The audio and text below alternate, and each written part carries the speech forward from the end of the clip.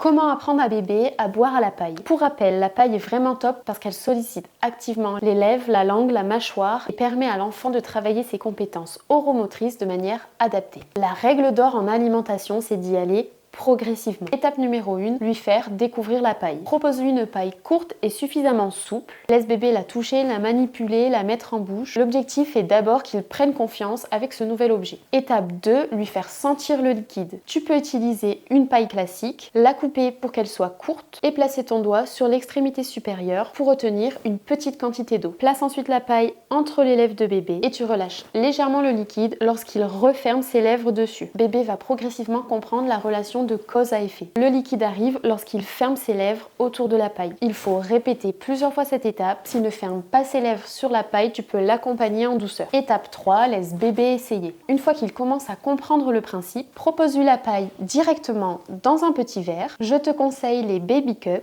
Ne cherche pas à lui faire boire de grosses quantités. Quelques petites gorgées suffisent pour apprendre. Tu peux aussi utiliser les gourdes oursons. L'avantage, ce sont ces blocs qui aident bébé à positionner correctement les lèvres.